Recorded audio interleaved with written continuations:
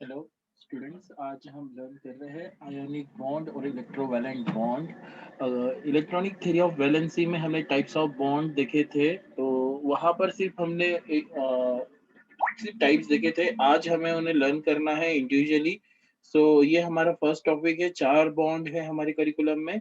सो उसमें से ये फर्स्ट टॉपिक है आयोनिक बॉन्ड और इलेक्ट्रोवैलेंट बॉन्ड। चलो स्टार्ट करते हैं हम आज का टॉपिक। सो इसमें हम देखते हैं पॉइंट वाइज हम जाते हैं। टोटली इसमें देखे जाएगी और किस तरह से हम इसे लर्न कर सकते हैं। The first point is the completely transfer of electron from one atom to another atom. इसमें क्या होता है कि दो एटम्स होंगे, समझो ए और बी, है ना। ऐसे दो एटम्स है ए और बी। तो यहाँ पर क्या होता है कि कंप्लीटली ट्रांसफर ऑफ इलेक्ट्रॉन होता है। समझो ये ए का इलेक्ट्रॉन है ना। तो ये ए का इलेक्ट्रॉन है, मैं उसे अच्छे से बनाने की कोशिश करता हूँ। सो ये ए का इलेक्ट्रॉन है, मैं क्रॉस से बता रहा हूँ। सो ये कंप्लीटली ट्रांसफर ऑफ इलेक्ट्रॉन होता है ए से बी तक, समझ रहे हो। तो ए उसे कंप्लीटली डोनेट कर देता है बी को। इनिशियली वो ए के अराउंड रिवॉल्व हो रहा था, बट डोनेशन के बाद वो बी के सराउंडिंग में रिवॉल्व होना शुरू हो जाएगा। पर एक बार वो कंप्लीटली ट्रांसफर हो गया तो वो रिटर्न आने वाला नहीं है। सो समझ में आ गया आप सभी को फर्स्ट पॉइंट। कि इसमें ऐसा है कि जैसे ही इलेक्ट्रॉन ट्रांसफर हो गया तो वो रिटर्न वापस नहीं आएगा। इनिशियली वो ए में रिवॉल्व हो रहा था, ये ए में ही घूम रहा था, अब वो बी में घूमने लग जाएगा।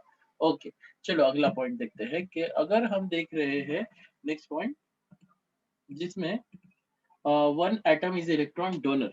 एक एटम जो होता है वो इलेक्ट्रॉन डोनर होता है और एक इलेक्ट्रॉन एक्सेप्टर होता है।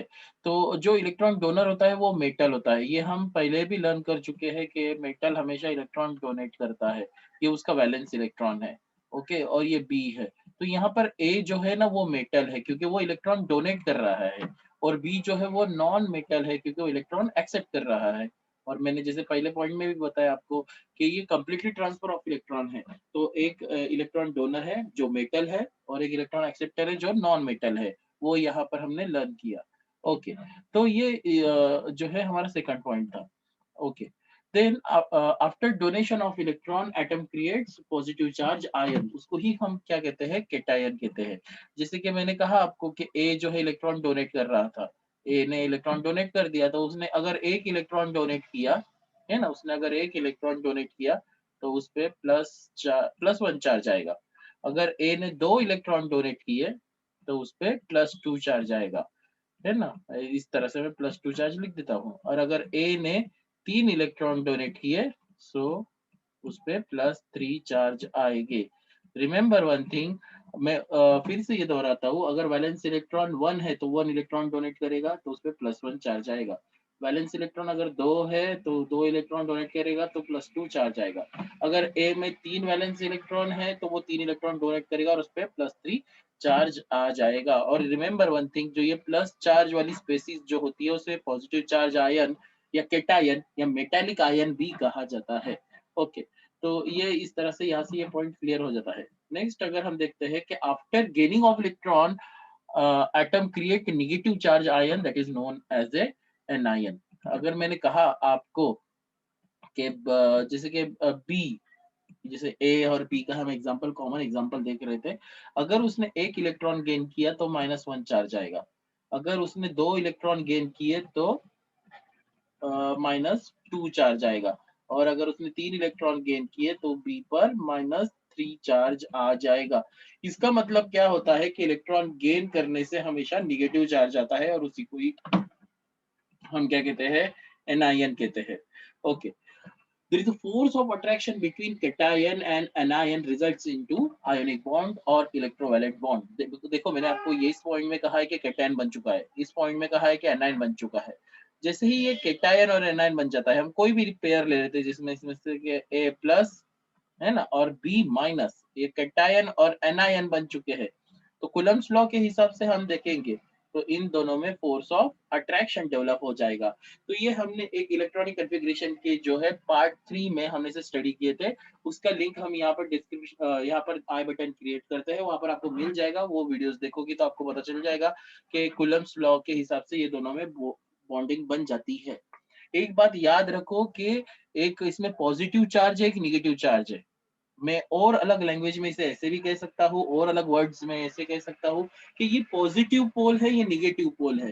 दैट मीन्स आयोनिक कंपाउंड जो होता है वो हमेशा याद रखिए कि वो पोलर होता है। आयोनिक कंपाउंड क्या होता है? पोलर होता है, क्योंकि उसमें दो पोल नजर आ रहे हैं, एक पॉजिटिव पोल है, ये नेगेटिव पोल है। ठीक है ना? मैं पॉइंट नंबर 5 फिर से आगे रिवाइज करूंगा तो आपको तब ये लिंक लग जाएगी।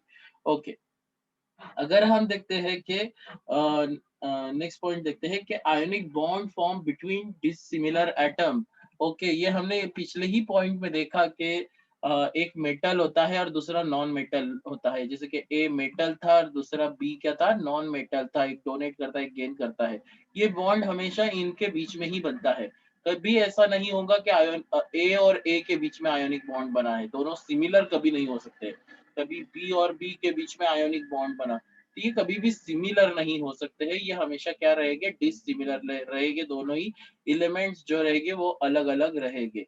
ओके, नेक्स्ट पॉइंट देखते हैं, ये नॉन डायरेक्शनल बॉन्ड है। स्पेस में जब एक्स वाई जेड डायमेंशन का हम स्टडी करते हैं तो हमें पता चलता है कि ये जो है स्पेस में कोई डायरेक्शनल नहीं है, कोई एक्सिस पर नहीं होता है। ओके, तो इसका मतलब ये नॉन डायरेक्शनल होता है। ओके, नेक्स्ट पॉइंट था हमारा कि जैसे कि मैं बता रहा हूँ कि ये जो बॉन्ड फॉर्म होता है ए और बी, ए प्लस, है ना? ये बॉन्ड जो फॉर्म होता है किसके बीच में होता है? ए प्लस और बी माइनस के बीच में। अच्छा, ये बॉन्ड बहुत ही स्ट्रांग होता है, मैं इसको डार्क कर देता हूँ, ये बॉन्ड काफी स्ट्रांग होता है। रिमेंबर वन थिंग कि जितना बॉन्ड स्ट्रांग होगा तो उतना उसको ब्रेक करने के लिए हमें हाई टेम्परेचर लगेगा, उतना ही टेम्परेचर ज़्यादा लगेगा इसे ब्रेक करने में। वही तो काम है ना, इसको उतना ही ज़्यादा टेम्परेचर लगेगा, है ना? तो हम कह रहे हैं कि जितना ज़्यादा बॉन्ड स्ट्रॉन्ग है, तो उतना ज़्यादा टेम्परेचर लगेगा उसे तोड़ने के लिए। और बॉन्ड को ब्रेक करना ही क्या होता है? मेल्टिंग पॉइंट और बॉइलिंग पॉइंट होता है। सो अगर मैं कह रहा हूँ कि यहाँ पर ये बॉन्ड काफ़ी स्ट्रॉन्ग है, ये बॉन्ड काफ़ी स्ट्रॉन्ग है, इसका मतलब इसे तोड़ने के लिए हमें हाई टेम्परेचर की ज़रूरत है। इसीलिए जो आयोनिक कंपाउंड होते हैं उनका मेल्टिंग पॉइंट और बॉइलिंग पॉइंट काफी हाई होता है। नेक्स्ट पॉइंट है कि these compounds are soluble in polar solvent. मैंने शुरुआत में ही कहा था, पॉइंट नंबर 5 में ही कहा था कि एक पॉजिटिव चार्ज, एक नेगेटिव चार्ज है, एक पॉजिटिव पोल, एक नेगेटिव पोल है। इसका मतलब आयनिक कंपाउंड्स जो होते हैं पोलर होते हैं। तो वो पोलर है खुद, तो सॉल्वेंट भी पोलर ही लगेगा। ठीक है ना? तो हम जो है आयोनिक कंपाउंड्स है वो पोलर सॉल्वेंट में ही डालेंगे। जैसे वाटर एक पोलर सॉल्वेंट है, तो हम आयोनिक कंपाउंड जो होता है, आयोनिक कंपाउंड का मैं सिर्फ आईसी लिखता हूँ, ये स्टैंडर्ड एब्रिविएशन नहीं है।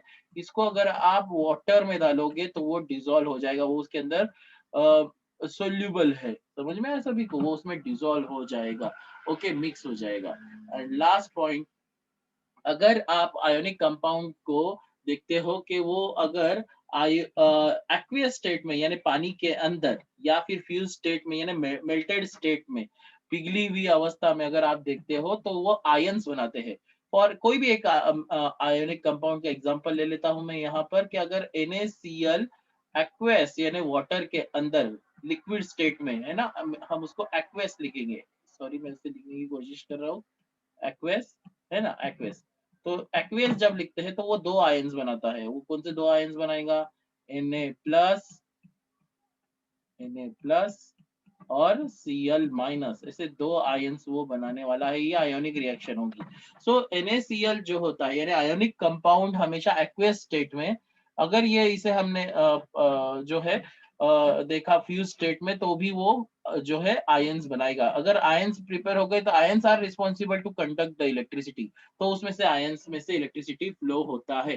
पर अगर मैंने कहा आपको NaCl सॉलिड, है ना, पाउडरी फॉर्म में अगर हम देखते हैं NaCl सॉलिड, अगर हम देखते हैं तो इसमें कोई भी आयंस फॉर्मेशन नहीं होगा, कोई भी आयंस नहीं बनेंगे। आयंस सिर्फ एक्वियस यानी वाटर के अंदर या फिर फ्यूज्ड स्टेट में ही बनते हैं, पिघली हुई अवस्था में ही बनते हैं, सॉलिड स्टेट में नहीं बनते हैं। तो यहाँ इन दो इसमें करंट फ्लो होगा, यहाँ से करंट फ्लो नहीं होगा। अगर मैंने आपको कहा NaCl लिक्विड, और उसे, सॉरी मैं उसे लिखने की अच्छे से कोशिश करता हूँ, NaCl एक्वेस, है ना, एक्वेस, और NaCl जो है फ्यूज्ड स्टेट यानी पिघली हुई अवस्था जो है उसकी, है ना? तो ये 2 स्टेट में हम कहेंगे फ्यूज्ड या मेल्टेड स्टेट में हम कहेंगे, तो यहाँ पर आयंस प्रिपेयर है, ये आयंस बनाएँगे Na+ और Cl- आयंस बनाने वाले हैं। तो यहाँ से करंट फ्लो होगा, तो यहाँ से करंट फ्लो नहीं होगा। सो ये सारे जो है टॉपिक थे, बोर्ड एग्ज़ाम में आपको क्वेश्चन आ सकता है कि out of this following which conduct electricity और नॉट, कि आप वहाँ पर देखिए एक्वियस और फ्यूज़ स्टेट नज़र आई तो उसमें से ऑब्वियसली आयंस बनाएगा, और सॉलिड स्टेट में तो आयंस नहीं प्रिपेयर होंगे। सो यही आज का हमारा टॉपिक था। ओके, अगर आपको अगेन कुछ क्वेरीज होगी तो आप कमेंट बॉक्स में नीचे लिख सकते हैं। Thank you.